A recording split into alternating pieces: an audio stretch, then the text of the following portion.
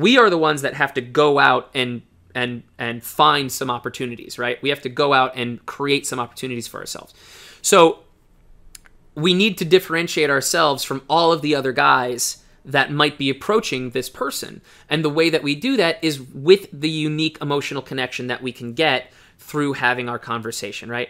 We're already differentiating ourselves if we're doing the approach properly, okay? If we're direct, honest, ballsy, authentic, we're coming up and we're saying, hey, you're super cute, I like you, here's my question, do you have a boyfriend, let's chit chat, what's your passion, blah, blah, blah. Right away, if you're doing that without ego, without neediness, without, without being too macho, you're right, you don't want to overdo it, right there, you're gonna come off as different than the other guys, right? You're gonna come off as different.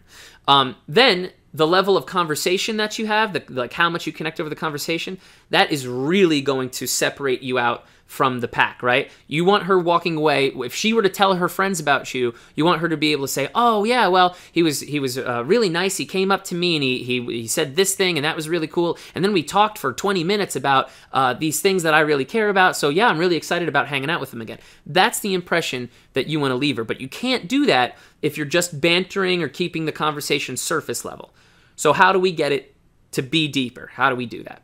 All right. So the example with this that I always like to give is, what if you meet a woman and you're talking to her and things are going really well and you say, all right, well, what is your passion? What is your, what's the most important thing to you in your life? And she says, I like to collect Barbie dolls. How the fuck do I respond to that? Right? That's like if I told her I like to collect boxing gloves. Right? Like, what woman is going to be able to say, oh, yeah, boxing glove collector? Oh, great. We totally have that in common. No, of course not. What the hell do I have in common with someone who likes to collect Barbie dolls? This is where our conversation skills come in. All right? So we might have thousands of different interests. Okay? Our interests might differ completely. We might not have any overlap with our interests, but our emotions do overlap. Okay? The vast majority of us experience similar feelings whenever we're talking about, happiness, sadness, anger, nostalgia, frustration, love, things like that. We can relate to each other's emotions, even if we can't relate to each other's subjects, topics, interests, right? So back in that same example, she goes, hey, I love to collect Barbie dolls. And my first question to her is going to be, why? All right, and listen to how I said that, okay? I didn't go, why? Right? I didn't try to, I'm not challenging her. I'm not trying to imply that, that she's wrong or stupid or silly for collecting Barbie dolls. I'm being curious. I'm being legitimately curious. Why? Why do you collect Barbie dolls? What motivates you to collect those Barbie dolls? That motivator, we want to get down to the emotion, the emotional motivation behind what a person likes, because that's where we can connect, right? So I say, why? Why do you collect Barbie dolls? And she says, well, when I was a kid, every time I would go visit my grandmother, she would buy me a Barbie doll. So I guess when I collect Barbie dolls, it makes me think of my grandmother. It reminds me of my grandma, right?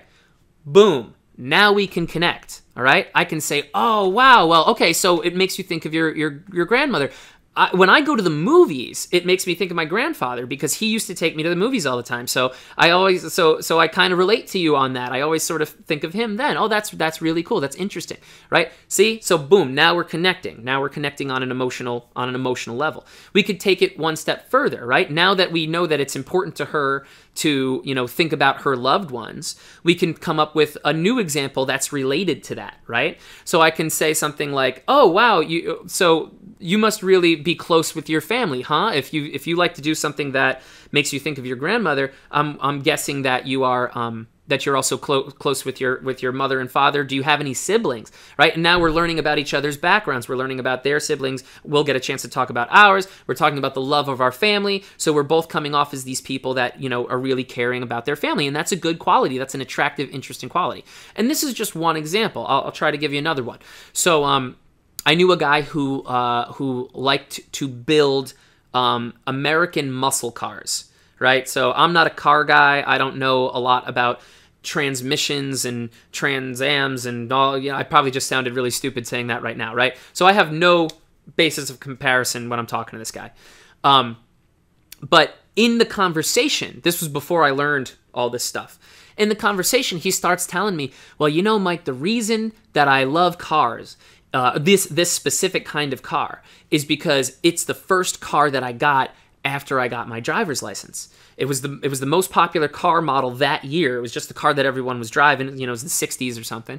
And I saved up my money all summer for that car, and I was so happy when I got that car. I lost my virginity in that car. I had that car for so long that I even married my first wife, and we drove off in that car. So he's telling me about all of this emotional significance that he attaches to the car. So I started to get interested not in the car, right? But in his passion for what he does. I got interested in his emotions surrounding the thing that he does. And it was contagious. It made me go, oh, wow. So tell me more about that. Tell me about and I started asking questions that I wasn't asking questions like, oh, how big are the engines and, details that I don't care about. But I was asking questions like, oh, wow, well, did you take it to events? What are those like? How do you feel at those things, right? So now we were connecting on this emotional level on a topic that I literally had no interest in, okay? So asking the why question, trying to get down to the emotions, is the way that you can talk to anyone about anything, right? Once you're connecting emotions, we're talking about emotions, no matter who the person is, no matter what the topic is, we can find some common ground. Now, the last thing I want to talk to you guys about today is the importance of having a mentor, right? The importance of getting professional coaching. You could go out and do this stuff on your own and guess and test and go out there and do hundreds of approaches, thousands of approaches, all without paying for any coaching. And you'll get some level of success. Something will happen, right? But will it be as successful as you could be? Will it? And how long will it take? Those are the questions. Now, if you look around, you will find that all of the people that are at the top of their game, whether it's business people, sports, athletes, movie stars, whoever is a top level performer, one way or another, they get coaching. They have coaching. Even coaches themselves get other coaches, right? So don't think that coaching somehow makes you less of a man or that you should be ashamed to ask for help. These are all just toxic mentalities that will keep you stagnant, keep you stuck in place, and prevent you from getting the highest levels of success. So if you have a coach or a mentor that you trust, reach out to that person, spend some money, and get yourself handled. You can learn a lot of knowledge from watching videos and reading articles and buying books and all that other kind of stuff. You can get a lot of knowledge. But the most important thing is how you implement that knowledge live, in person, in the field.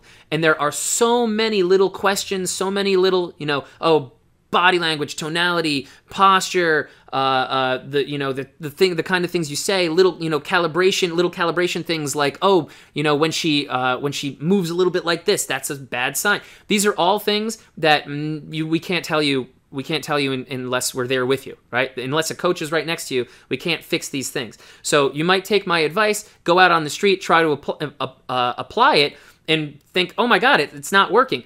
It works. You're doing it wrong, right? So call up a coach and get those questions answered, and that's really the true path towards getting really successful with this kind of stuff. Just make sure you trust the coach and believe in the things that he's teaching you. All right, guys, that's it for me, Mike Diretto. Again, you can find me at mike@sashapua.com. Shoot me an email if you have any questions on this presentation or if you're interested in training with us up in the States. Or Skype calls. We do Skype coaching too. So if you've gotten a lot of value out of this presentation, just imagine what I could do to answer your specific questions on the phone. But to summarize for you, approach, pre-frame, compliment, question. Only spend your time with green zone women. And ask the why question so you can get to the emotional content of the topic of conversation.